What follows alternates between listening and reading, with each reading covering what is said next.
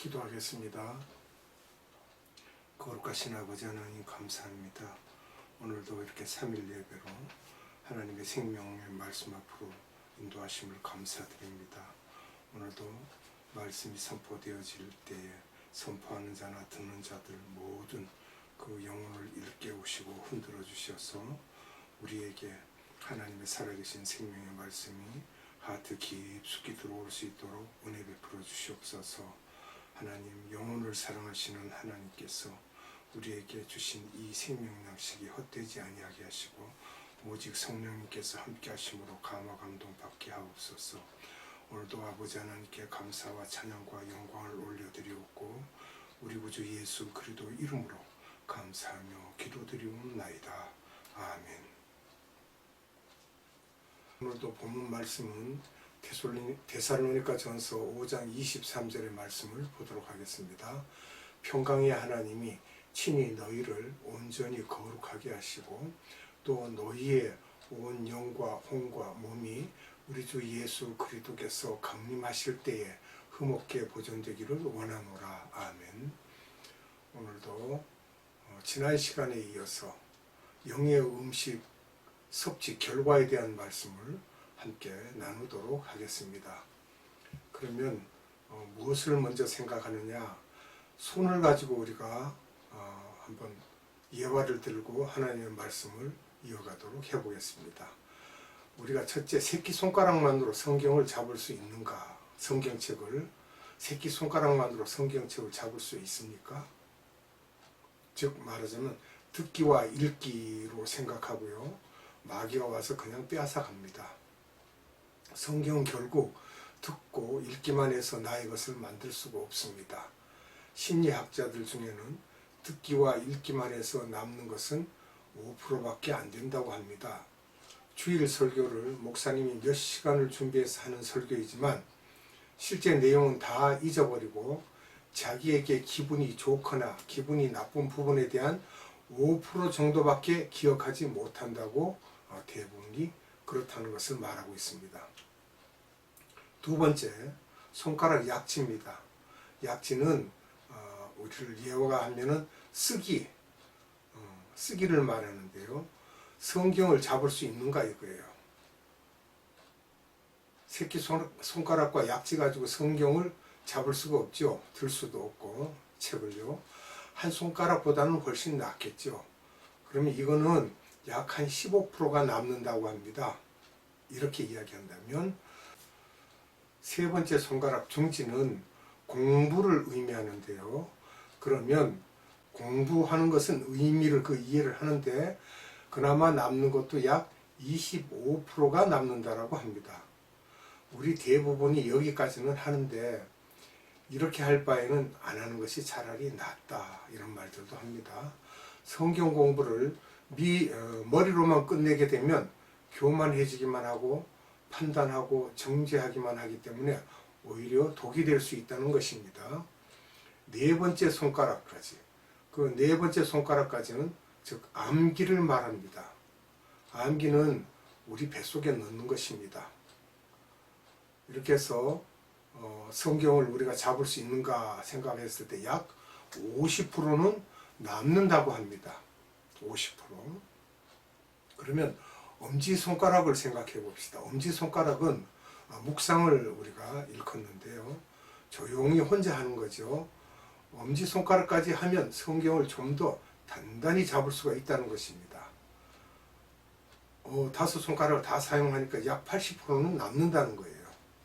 그러면 여기에서 손바닥을 이용하는, 그러니까 적용하는 거예요. 손바닥을 이용해서 우리가 사용하면 하나님의 말씀을 적용할 때 그것이 에너지화가 되고 성경을 손가락만으로 잡다가 손바닥까지 함께 잡으면 마귀가 와서 빼앗을 수가 없다는 거예요. 꽉 잡으니까 약 90%에서 100%라고 보고 있습니다. 그래서 읽기, 듣기는 영의 음식을 보는 것이고 쓰기는 만지는 것, 공부는 맛보는 것, 암기는 꿀꺽 삼키는 겁니다. 하나님의 말씀을 받아 먹는 거예요.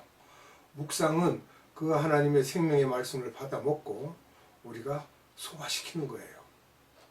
적용은 소화된 그 우리가 시너지 효과가 일어나면 그것으로 에너지화해서 나가서 세상에 나가서 적용하고 산다는 거예요. 그래서 성경 공부의 문제점에 대해서 우리가 보는데요. 신학교가 문제인 것은 공부만 하는 것입니다. 교회도 지적인 정보만 제공하기 때문에 영의 양식이 되지 않는 것입니다. 영의 양식이라고 성경 공부를 하고 있지만 이것이 영의 양식이 되지 않고 혼의 양식이 됩니다. 그냥 일반 상식이나 지식이 되어버리는 것입니다. 영의 양식이 쌓이지 않기 때문에 이런 사람들이 지적 교만이 생깁니다. 성경 속에서도 구약의 성부 하나님은 알면서 여호와, 즉 예수님이죠. 여호와 하나님을 알지 못하고 또 신약의 바리새인들, 서기관들, 사두개인들과 같이 되는 거예요. 예수를 알지 못하고 예수님이 주시는 영의 양식을 먹지 못하고 혼의 양식만 취한 결과라고 볼 수 있겠습니다. 여기서 중요한 이슈는 지금까지 10년에서 30년을 성경 공부를 많이 하고 설교도 많이 들어서 아는 것은 많은데 이런 것들이 전부 우리에게 무효가 되고 해롭기만 한가 생각해 볼 문제죠. 해롭지만은 않은 것은 우리들이 그것을 소화를 시키지 못하고 있는 것입니다. 공부한 것을 암기하고 묵상해서 우리들 속에서 소화를 시키지 못하였다는 것이죠. 왜 소화를 시키지 못하는가 그러면 영적 수준에 따라서 소화 능력이 없기 때문입니다. 영적 성숙한 측면에서 소화기관이 약하기 때문입니다. 그럼 그걸 무슨 말을 이렇게 하느냐 그러면 우리가 성서적 6가지의 영적 성숙 과정을 살펴보겠습니다. 1단계로는 영유아기입니다. 젖먹이라고 보죠. 우리가 원어로 네피오스 그러는데요. 고린도전서 14장 20절과 갈라디아서 4장 1절, 히브리서 5장 13절, 에베소서 4장 14절을 보면 알 수가 있습니다. 고린도전서 3장 1절에서 2절을 봅니다. 형제들아, 내가 신령한 자들을 대함과 같이 너희에게 말할 수 없어서 육신에 속한 자 곧 그리스도 안에서 어린아이들을 대함과 같이 하노라. 내가 너희를 저주로 먹이고 밥으로 아니하였노니 이는 너희가 감당치 못하였음이거니와 지금도 못하리라. 지금도 그럴 때 현재형입니다. 우리도 마찬가지입니다.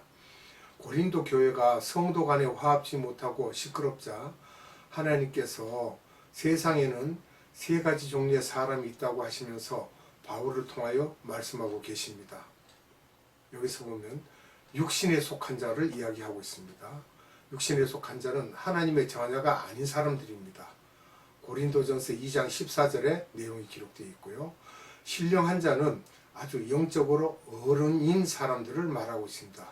고린도전서 2장 15절에 말씀하고 계시고요. 어린아이들이라는 것은 하나님의 자녀이지만 세상적인 사람들 중에서도 가장 어린아이와 같은 자를 말하고 있습니다. 육신에 속한 사람들 중에서도 가장 어린아이와 같은 자, 이것을 어린아이들이라고 말하고 있고요. 영적 음식을 소화할 수 있는 소화기관이 작기 때문에 저주로 먹일 수밖에 없다는 것입니다. 딱딱한 음식을 주면 소화를 못하는 것과 같은 이치입니다. 고린도전서 3장 3절을 봅니다. 너희가 아직도 육신에 속한 자로다. 너희 가운데 시기와 분쟁이 있으니 어찌 육신에 속하여 사람을 따라 행함이 아니리요.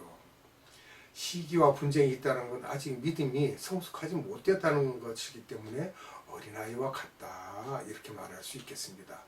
그럼 육신에 속한 자는 또 무엇입니까? 구원은 받았으나 세상적인 사람들이기 때문에 너희 속에 시기와 분쟁이 있다는 것입니다. 아직은 믿음이 성숙하지 못해서 우리 속에 질투와 시기, 분쟁이 있으면 그것은 영적 어린아이입니다. 그런데 이게 성도들만 그런 게 아니라 목사, 전도사도 그렇습니다. 신학 공부는 했지만 아무 경험이 없는 분이 신학 공부를 해서 목사가 됐습니다. 그리고 교회 목사를 하는데 경험이 없으니까 참 하는 짓이 어이없는 짓들을 하고요. 전도사도 그렇습니다. 고린도전서 14장 20절을 봅니다. 형제들아, 지혜 있는 아이가 되지 말고 악에는 어린아이가 되라. 지혜에 장성한 사람이 되라. 아멘. 갈라디아서 4장 1절입니다. 내가 또 말하노니 유업을 이을 자가 모든 것의 주인이나 어렸을 동안에는 종과 다름이 없었어. 예, 종과 다름없다는 거예요. 히브리서 5장 13절입니다. 대저 젖을 먹는 자마다 어린아이니 의의 말씀을 경험하지 못한 자요. 에베소서 4장 14절입니다. 이는 우리가 이제부터 어린아이가 되지 아니하여 사람의 괴술과 간사한 유혹에 빠져 모든 교훈의 풍조에 밀려 요동치 않게 하려 함이라. 아멘. 자기가 소화하기 쉬운 하나님의 말씀을 전하면 보고 듣고 공부하고 암기하여 속에 넣기도 하지만 그것은 젖과 같기 때문에 쉽게 미속까지 들어갑니다. 요한복음 3장 16절이나 사도행전 1장 8절 등을 다 먹기는 하였지만 실천하지 않는 것은 우유만 먹었기 때문에 미션 마인드가 없는 것입니다. 그 말씀 자체가 젖과 같기 때문에 에너지화가 되지 않고 파워가 없는 것입니다. 영적 오감이 발달되지 않고 철이 없고 배고프면 울고 주위 사람들과 싸우면서 오직 나한테만 잘해달라고 하는 수준이 되는 것입니다. 목사님의 설교도 나의 기분이 좋게 해주기를 원하고 나에게만 관심을 가져주기를 원하는 이기적인 어린아이와 같기 때문에 나가서 전도하고 선교하라고 하면 하지 않습니다.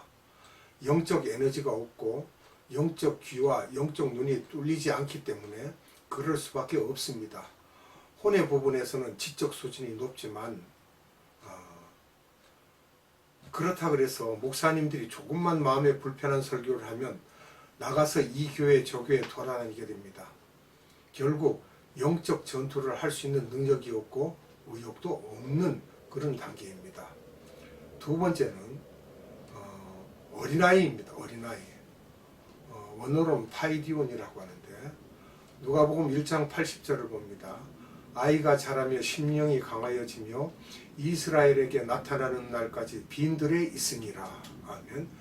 누가복음 2장 40절 아이가 자라며 강하여지고 지혜가 충족하며 하나님의 은혜가 그 위에 있더라. 아멘. 요한일서 2장 18절입니다. 아이들아 이것이 마지막 때라 적 그리스도가 이르겠다 함을 너희가 들은 것과 같이 지금도 많은 적 그리스도가 일어났으니 이러므로 우리가 마지막 때인 줄 아노라. 아멘.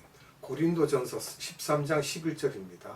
내가 어렸을 때에는 말하는 것이 어린아이와 같고 생각하는 것이 어린아이와 같다가 장성한 사람이 되어서는 어린아이의 일을 버렸노라. 아멘. 이 내용은 마태복음 11장 25절을 보면 자세히 또 기록되어 있습니다. 세 번째 단계는 사춘기입니다. 원어로는 테크니온이라고 하죠. 약 13세에서 19세까지 정도입니다.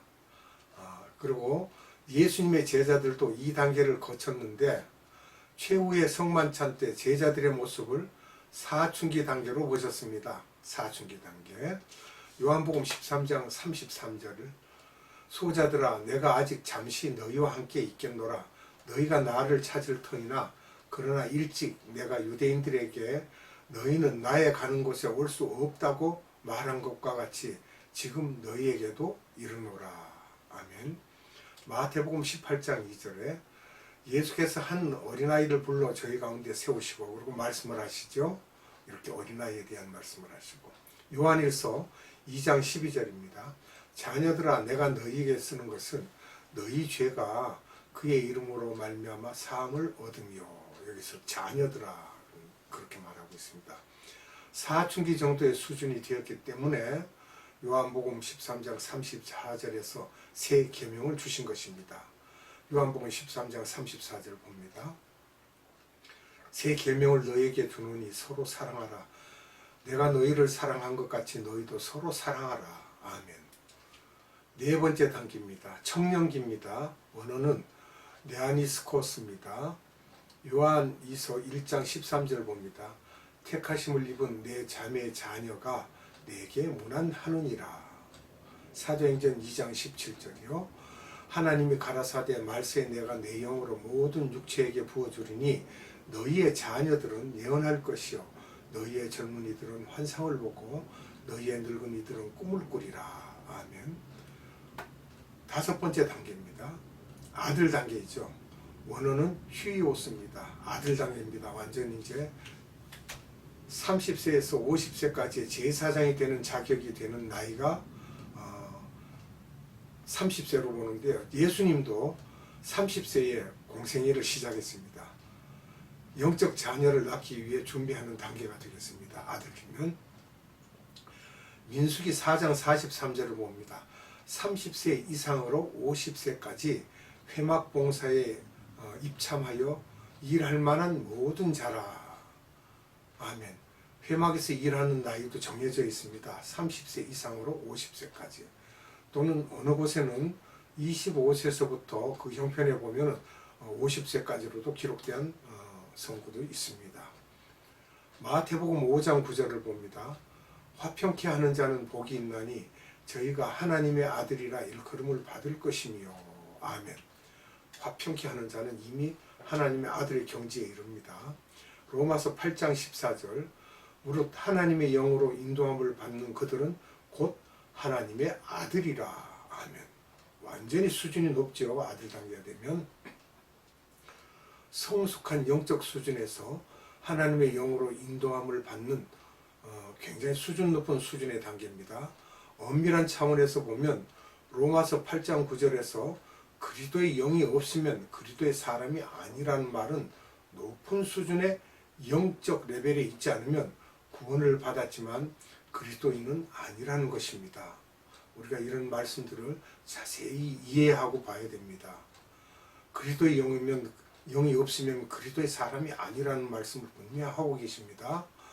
주님을 위해서 목숨을 바치고 주님의 관점에서 주님의 마음에 내 마음이 연락되지 않았다는 것입니다. 그러니까 우리 마음이 주님께 연락이 되어야 됩니다. 하나님 내 모습 이대로 받으옵소서. 그럴 때 할 때 그냥 모습이 아니라 우리 마음 하트를 하나님께 드릴 때 그걸 받음직한 그런 하트가 되어야 된다는 것입니다. 여섯 번째 단계는 아버지 단계입니다. 원어는 파테르지요. 가장 성숙한 모습의 아버지의 역할을 하는 사람입니다. 자기의 영적 자녀를 낳고 자녀를 키우고 먹이고 가르치고 훈련시키면서 양육하는 역할을 하는 사람들입니다. 물론 국내에서 목회를 하는 목회자들도 많겠지만은 주로 보면은 선교를 나가서 고생하시는 선교사님들이 이 일을 잘 진행하고 있습니다. 고린도전서 4장 14절을 봅니다. 내가 너희를 부끄럽게 하려고 이것을 쓰는 것이 아니라 오직 너희를 내 사랑하는 자녀같이 권하려 하는 것이라. 아멘. 사춘기 단계에 있는 사람들에게 하시는 말씀입니다. 자녀에게 하는 말씀이죠. 또 고린도전서 4장 15절을 봅니다. 그리스도 안에서 일만 스승이 있으되 아비는 많지 아니하니 그리스도 예수 안에서 복음으로써 내가 너희를 낳았음이라. 아멘. 사도 바울이 말하기를 너희들의 영적 아버지 파테르는 나다, 이 이야기를 하고 있는 거예요. 또 16절에 보면 그러므로 내가 너희에게 권하노니 너희는 나를 본받는 자 되라. 또 이거는 나와 같이 영적 파테르가 되라는 것입니다. 복음이 들어가지 않는 곳에 가서 가르치고 훈련시켜서 다른 복음이 들어가지 않는 곳으로 보내서 그들이 영적 자녀를 낳을 수 있게 하는 것이 영적 파테르라는 것입니다. 그래서 예루살렘과 온 유대와 사마리아와 땅끝까지 가라는 것입니다. 파테르가 아닌 사람들은 자신이 자라나기만 하지 이렇게 자녀를 낳는 일을 하지 못하는 것입니다. 상당히 중요한 부분입니다. 이렇게 말하는 사도 바울을 고린도 교회 교인들이 욕을 하자 결국 너희에게는 우유밖에는 먹일 수 없다고 한 것입니다. 젖을 먹인다는 거죠. 오늘날도 파테르가 되는 것이 하나님의 뜻이지만 그렇게 되는 사람이 적습니다. 이런 6단계 영적 레벨이 하늘나라에 가서도 그대로 계급이 전속되는 것입니다. 파테르 수준은 적고 밑으로 내려올수록 많습니다. 우리가 성경 공부를 하는 목적은 오직 이렇게 미션 마인드를 갖고 파테르가 되라고 하는 것입니다. 영적 수준에 따라서 오늘날의 교회는 영적 음식의 메뉴가 설정이 되어야 합니다. 위로 먹는 사람이 앉아 있으면 그 수준에 맞는 말씀을 주어야 하고, 죽을 먹는 수준은 죽을 먹을 수 있게 하고, 문제는 청년 때입니다. 사춘기 수준이 가장 문제입니다. 우유, 죽을 끊고 나면 패스트푸드, 사이다, 콜라 등 오염된 음식, 달콤하고 조미료와 화학 첨가제가 들어있는 몸에 좋지 않는 것을 즐겨 먹기 때문에 영적으로도 똑같이 이것저것 세상의 흥미로운 이야기, 정치, 윤리, 도덕 이야기 등을 섞어서 하나님의 말씀을 전해주면 아주 좋아하게 됩니다. 이렇게 오염된 음식을 주다 보니 예수님에 대한 예수님의 보혈, 예수님의 죽음, 부활, 재림에 대하여 음식을 주면 맛이 없기 때문에 싫어하고 종교다원주의 이야기를 하면 더 좋아합니다. 여기에도 있고 예수가 있고 저기에도 예수가 있다 그러면서 그런 이야기를 섞어서 해주면 그런가? 이런다니까요. 이렇게 가공된 음식을 주는 교회, 프로그램을 잘 만들고 그러면서 이런 모든 것들도 성령님이 하는 것이 아니냐고 하는데 맞습니다. 성령님께서 베이비들을 케어하기 위해 하시는데 단계별로 전문성을 갖고 성도들을 케어하는 것이 필요하다고 할 수 있습니다.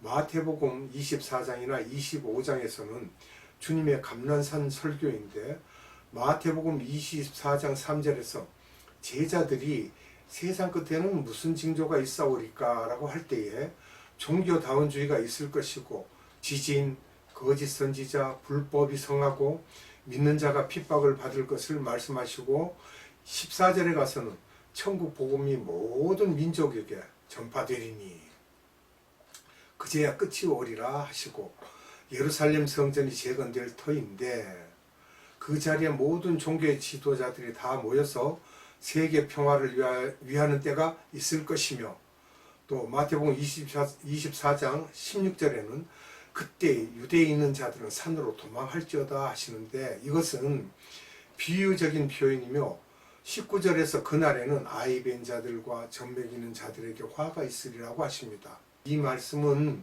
영적인 의미에서 아이 벤 자들은 아이가 아니며 젖먹이는 자들이죠. 아이 벤 자들은 그리스도 공동체인 교회를 말하며 아이를 배웠다는 것은 복음의 씨, 말씀의 씨는 심었는데 아이가 잉태돼 아직 나오지 않았다는 것입니다. 말씀을 듣고 성경 공부도 열심히 하였는데 아직 거듭나지 않았던 것입니다. 아이가 안 나왔다니까 아주 안 놓은 게 아니고요. 예수 그리스도를 듣기는 들었지만 뱃속 깊숙이 들어가 소화되지 않아 거듭나지 않아서 구원받지 못한 자들이 많다는 것입니다.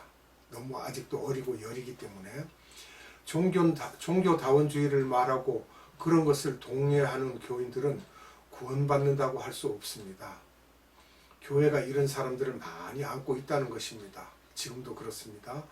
또 젖먹이는 자들이라는 것은 우유병을 들고 먹는 사람들로 잔뜩 있는 교회를 말하고 있습니다.